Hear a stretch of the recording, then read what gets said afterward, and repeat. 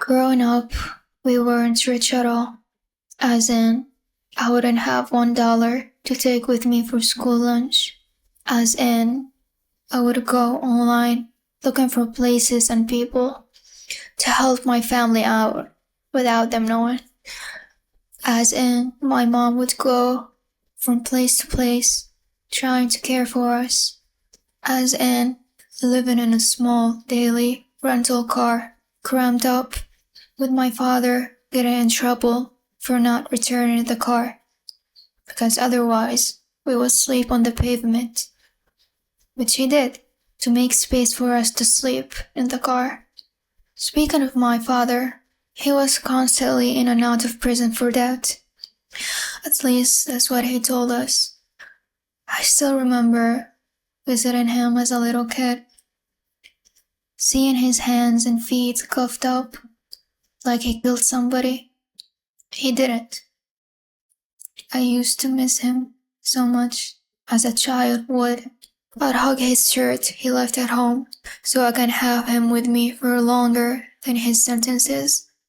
Honestly, he wasn't present, physically nor emotionally, and he was extremely abusive at times. But as a kid, I held on to the good moments as if they were my world, because what else did I have?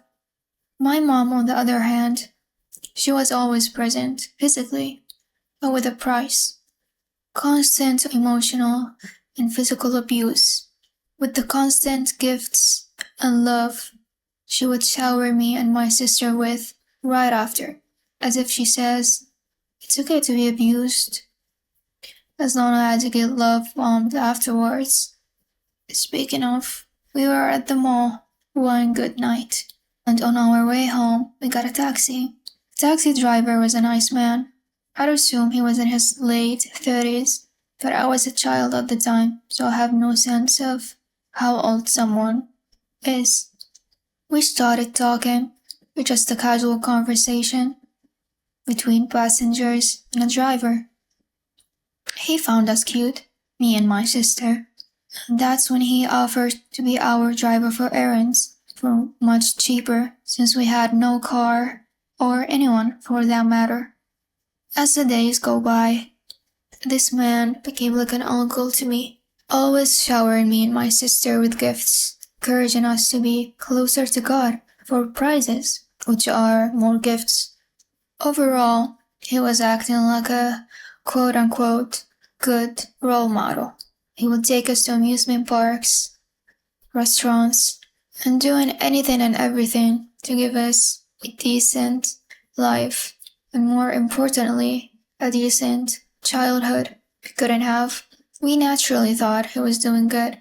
Well, at least I did. He was doing good just for the sake of it, especially that he seemed like a religious man, to the point where I started to call him Dad. He would hug me, kiss my cheek, and in one particular memory, he was sneakily forcing my head to lay on his thigh one night, but I didn't think much of it. Maybe he really saw me as a daughter and wanted me to feel comfortable enough. After getting back home, my mom did voice her concern that she doesn't feel easy about him, and that some things he does are weird, but nothing was done about it, and it got brushed off. We weren't always hanging out, it would come in waves, and at some point, we stopped talking for it seems like a couple of years. I can't recall. My mom appreciated his help, but she wasn't using him. She appreciated his help, but that's about it. Nothing weird was going on, from what I knew and saw. Fast forward, I'm in my teens now. Still the same financial struggles. And one night, he called us. He somehow has found our address since we got evicted from a previous apartment. He then explained finding our new address by saying, I have my connects, when asked about it. That was weird, but again, nothing was done about it. He said he was coming over to give us dinner and some cash to spend, to which my mom accepted his help, since, well, we were just evicted. He's now in front of the building. He calls my mom and tells her he's here. Then my mom asks me to go down to pick up the food and cash. Well, that night, for some reason, I was extremely anxious. As much as this man has meant to me, I just had an uncomfortable feeling in the pit of my stomach. I cried so much to my mom. I told her I don't want to go down to see him. I told her she can either ask my older sister instead, or she can go down herself. But she insisted that me, the youngest child, should go down instead. She questioned my hesitation, asking if he had done something to me before to prompt such anxiety. But with tears in my eyes, I told her no. And so, she kept insisting that I go down, since I was just getting emotional for no reason. So now I go down. I say hi to him. My nerves have calmed down because I genuinely still saw him as a person I admired, as a part of the family. I get in the car. He says, let's go to the grocery store nearby to get you some stuff. I agreed since it's something he would do. He got me snacks, nothing weird. Then we go in the car again to drive back home. We were talking normally. Then suddenly he says, can you give your uncle a hug? I said sure. I gave him a hug as he was driving, and as his arm wrapped around me, it felt like it locked in. I wasn't able to move. He still had his other hand on the wheel. I found it strange, but tried not to overthink it. Maybe he really missed me. He essentially saw me grow up to the teen I've become now. But anyways, he then asked me to give him a kiss on the cheek. Again, I said, sure. It was all innocent in my head. So, I went to kiss his cheek that was right next to me from the arm lock. And suddenly, he turns his head, trying to kiss my lips. I back up, taken aback, but again, my brain tried to rationalize it as, oh, it's a mistake. He just happened to turn his head accidentally. People do this all the time. Not that this makes sense in this particular situation, and not that I could have done anything about it. I was literally restrained in his arm. I acted like nothing has happened, just an innocent mistake. So I was still in his arm. We were silent for a moment, but then suddenly I start to feel his hand sliding up to my chest. He cupped it and started to open it. And then he said, wow, they are so small, with a smile in his face, looking at me as he was driving. At this moment, I knew that I couldn't give this man the benefit of the doubt anymore. I somehow got let go from the arm lock, told him I don't like what he is doing, and shoved myself as far away as I can in the passenger seat door.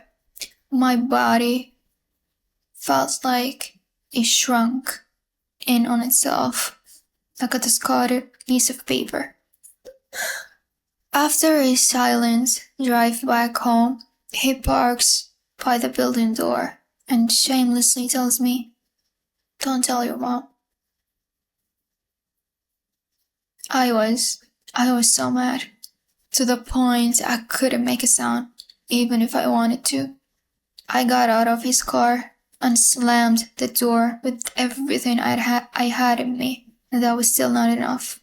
When I got home, I went to the room filled with moving boxes, locked the door, and just started to cry my eyes out. My skin felt gross, and I wanted to rip it off of me. The only thought comforting me was counting down the days until I can completely shed the skin he has touched. After that day, he hadn't talked to my mom. My mom thought It's just one of those times where he would help us once in a while, then go on about his life. But I knew exactly why he didn't talk to us. I couldn't tell my mom, because with my father being in prison and my mom struggling to feed us, I didn't want her to feel bad for asking for help. Furthermore, I didn't want her to struggle more, so I didn't tell her. Because of this guy, some of the few beautiful memories of my childhood that I can count on my fingers are now forever tainted, and now I'm facing consequences I wasn't responsible for. Did I eventually tell someone? Well, stay tuned. I may or may not talk about it. This has taken so much from me. I'm sorry if it's jumbled. I quite literally find it hard to speak. So I'm reading off of this bad script I tried to write down so I can talk clearly as much as I can. Thank you for listening this far, if anyone does.